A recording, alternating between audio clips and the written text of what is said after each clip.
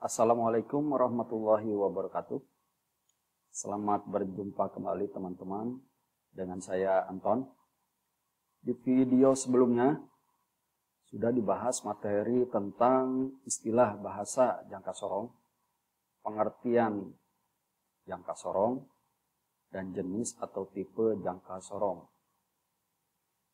Baiklah, untuk pembahasan materi berikutnya yaitu fungsi dari jangka sorong. Apakah teman-teman ada yang tahu? Oke, kalau begitu secara fungsi alat ukur ini banyak sekali kegunaannya atau alat ukur multifungsi. Fungsi jangka sorong tersebut adalah suatu alat ukur untuk mengukur diameter luar benda, mengukur panjang, mengukur ketebalan benda kerja, mengukur diameter dalam benda kerja, mengukur celah benda kerja, dan mengukur kedalaman lubang atau step atau celah benda kerja.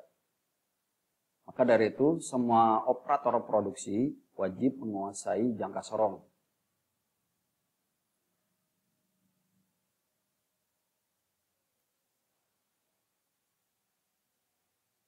Baiklah, untuk fungsi itu, jadi jangka sorong itu banyak fungsinya.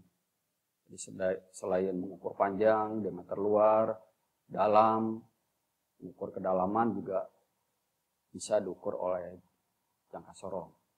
Jadi untuk fungsi itu, jadi kita langsung pembahasan materi berikutnya yaitu pengenalan bagian-bagian jangka sorong dan fungsinya. Yang pertama, ada rahang luar yang terdiri dari rahang tetap dan rahang gerak, yang berfungsi untuk mengukur nilai sisi benda bagian luar atau mengukur dimensi luar suatu benda. Seperti misalnya mengukur lebar dan tebal, serta diameter luar suatu benda kerja. Yang kedua, rahang dalam yang terdiri atas rahang tetap dan rahang geser untuk mengukur sisi bagian dalam atau mengukur diameter dalam suatu benda. Seperti contohnya untuk mengukur diameter hasil pengeboran. Dan selanjutnya, yang ketiga, ada pengukur kedalaman atau disebut depth probe untuk mengukur nilai kedalaman suatu benda. Selain itu, bagian ini juga digunakan untuk mengukur tinggi suatu benda. Lalu ada bilah skala utama yang berada pada rahang tetap. Kegunaannya untuk menyatakan ukuran utama suatu benda dalam bentuk satuan milimeter atau inci. Dan pasti ada skala nonius atau vernier.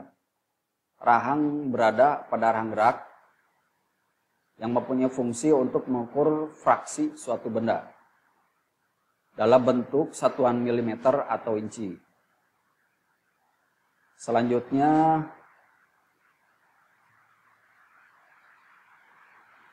ada pengunci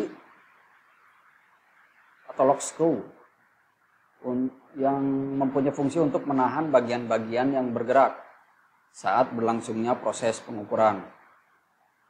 Misal rahang dan depth probe, sehingga pembacaan hasil ukur bisa dilakukan tanpa takut berubah posisi. Dan terakhir ada skrup ibu jari atau thumb screw. Skrup ibu jari terletak di bagian bawah skala vernier,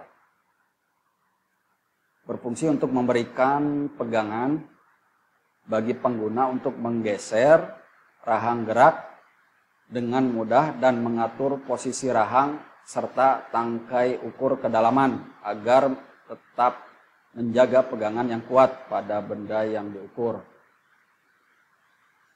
Oke, mungkin itu saja penjelasan kali ini untuk pengenalan bagian-bagian dari jangka sorong dan fungsinya. Mudah-mudahan teman-teman bisa memahami. Oke, sekian dulu dari saya. Terima kasih. Wassalamualaikum warahmatullahi wabarakatuh.